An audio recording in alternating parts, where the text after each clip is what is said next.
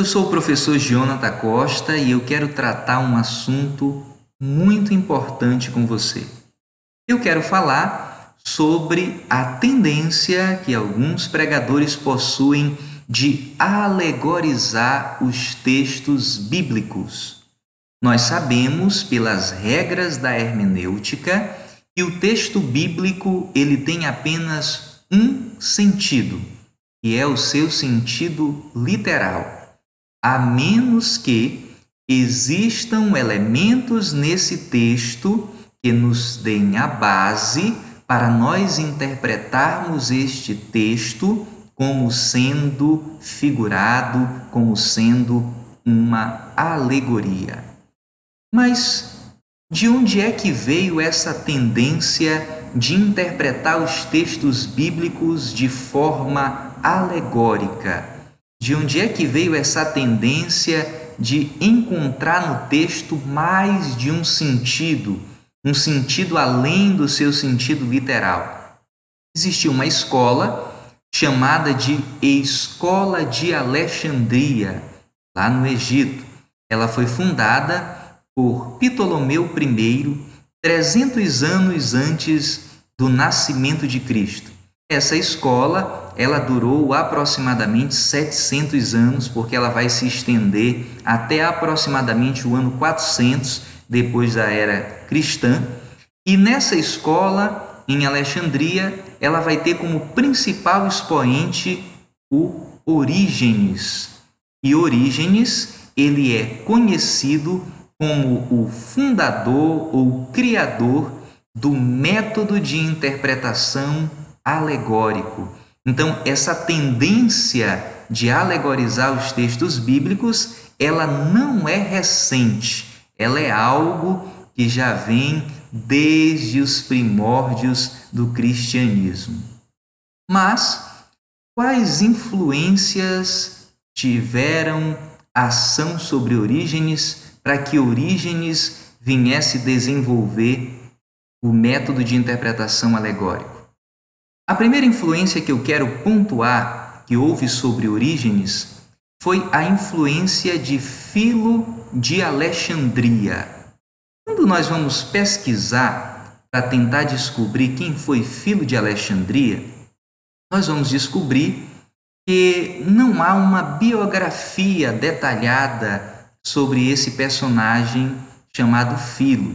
Nós sabemos que ele deixou uma quantidade bem relevante de obras escritas, das quais nós temos acessos a alguns fragmentos, e sabemos que Filo, ele também é mencionado pelo historiador Flávio Joséfo em algumas oportunidades, ele também é mencionado pelo historiador Eusébio de Cesareia. E o que nós sabemos de Filo?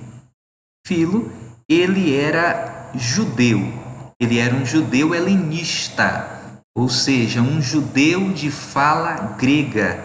Ele nasceu na cidade de Alexandria e ele começou a estudar o Antigo Testamento. Filo, ele é considerado o primeiro teólogo que vai tentar fazer a junção da cultura grega, em especial a filosofia grega, com o estudo do Antigo Testamento. Alguns comentaristas dizem que a preocupação de Filo não era apresentar o Antigo Testamento para os gregos, mas, na verdade, apresentar aos judeus a relevância da filosofia para um estudo do Antigo Testamento, que, no caso, naquela oportunidade, ele estava se referindo ao Pentateuco, os 5 primeiros livros da Bíblia. Filo, ele vai desenvolver a ideia de que o texto bíblico ele possui um outro sentido além do seu sentido original, um sentido oculto, um sentido que não está na literalidade do texto. E esse elemento de Filo vai ser um dos elementos que Orígenes vai ter influência e vai colocar na sua teoria hermenêutica. Outra influência que houve sobre Orígenes é Platão. Eu tenho certeza que você já ouviu falar de Platão, que é considerado um dos maiores filósofos da Grécia Antiga. Platão, ele tem uma teoria que é conhecida como teoria das ideias. O que diz a teoria das ideias? Vamos entender.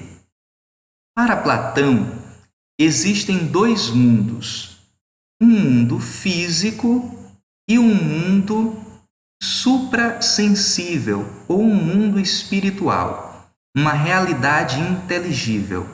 Nós estamos no mundo material ou no mundo físico, e para Platão existe uma outra realidade que fica em cima. Essa realidade seria o mundo inteligível, suprassensível, o mundo onde ficam localizadas as ideias. E por isso que o nome é Mundo das Ideias. E a teoria ficou conhecida como Teoria das Ideias. O que o Platão vai dizer? Que no mundo material, no mundo físico, no mundo sensível, nós não vamos conseguir obter o conhecimento. O conhecimento está no mundo inteligível, no mundo das ideias, no mundo suprassensível, em uma realidade que é espiritual, que só pode ser acessada pela inteligência, no caso, pela razão. Então, essa dualidade entre mundo material e mundo espiritual vai ser uma das influências que Orígenes vai utilizar para desenvolver a sua teoria de interpretação bíblica, a sua teoria hermenêutica. E o método de interpretação de Orígenes é o seguinte: o Orígenes, ele defendia que o texto bíblico tem três sentidos. Tem o sentido literal, tem o sentido moral e tem o sentido espiritual. Orígenes vai afirmar que, além desse sentido material, além da literalidade do texto, há um sentido que está além.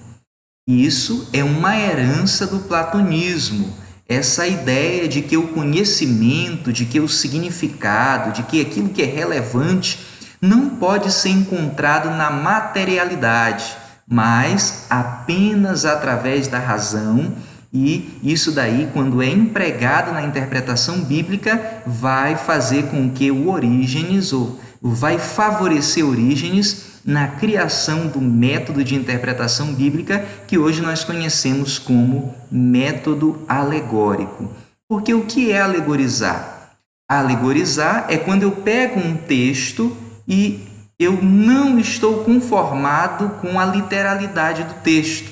Então eu busco o nome de uma pessoa do texto, o nome de uma cidade, o nome de algum nome que está no texto, e eu transformo esse nome num símbolo e eu dou um novo significado.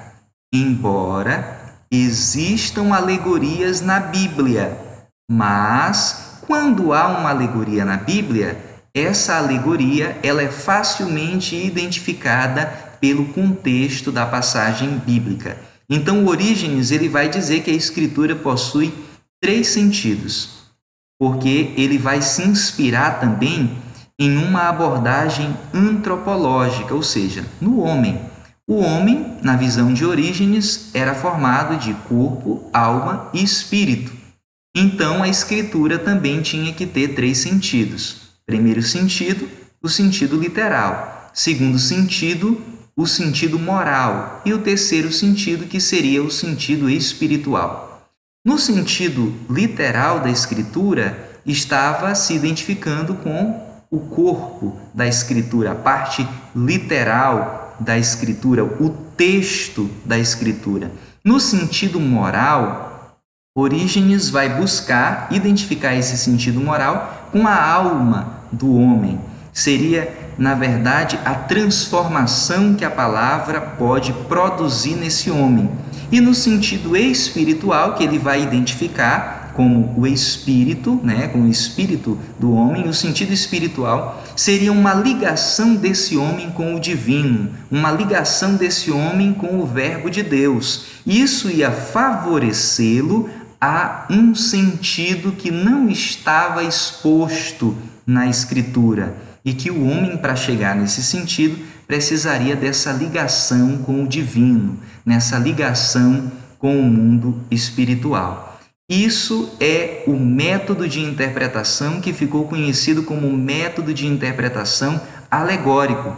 É dessa escola de Alexandria, é dessa personagem histórica que nós chamamos de Orígenes, que vai surgir essa tendência de olhar para o texto bíblico e ver no texto bíblico coisas que às vezes não está no texto. Eu vou citar um exemplo de uma passagem bíblica, mas eu quero citar como exemplo. Eu não estou criticando se você prega dessa forma, se você já pregou dessa forma, mas eu quero citar apenas como exemplo. Eu fui em uma comunidade de fé, em uma determinada oportunidade, e o pregador estava ministrando Gênesis 24, contando a história que Abraão enviou o seu moço até a sua parentela para tomar uma esposa para o seu filho Isaque.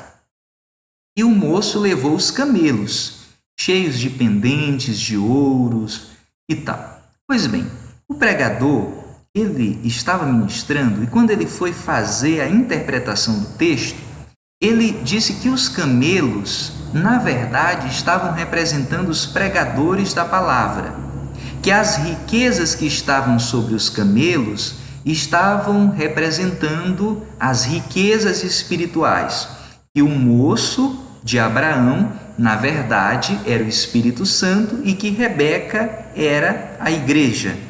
Então ele começou, utilizando aquele texto, a fazer uma alegorização do texto.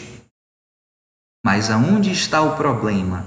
É que aquele texto, ele não é uma alegoria. Mas, professor Jonathan, o pregador, ele não tem que realmente estar cheio das riquezas espirituais?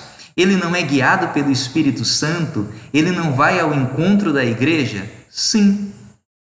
Mas não seria o ideal nós ministrarmos uma pregação utilizando esse texto para informar essa verdade.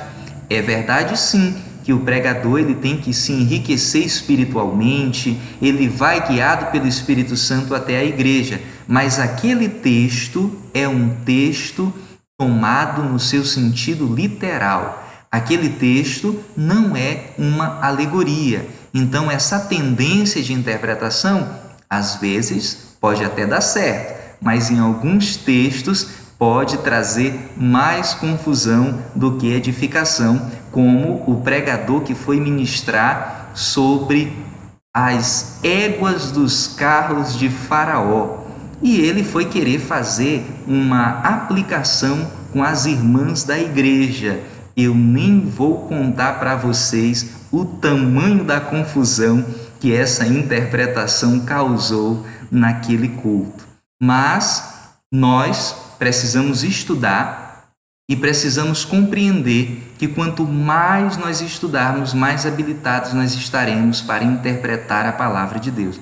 Um exemplo de alegoria na Bíblia, nós vamos encontrar lá em Gálatas, capítulo de número 4, quando o Paulo ele vai fazer uma alusão a Agar e a Sara, e vai dizer que ali representam duas cidades, e ele vai dar a interpretação dessa alegoria. É uma mensagem muito linda, muito interessante e bíblica.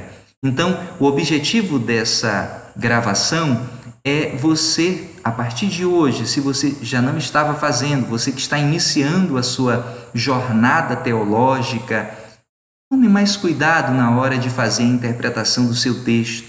A Escritura possui apenas um sentido, e é o seu sentido literal, a menos que esse texto possua elementos que venham a dar base para que esse texto seja considerado figurado e interpretado de forma alegórica.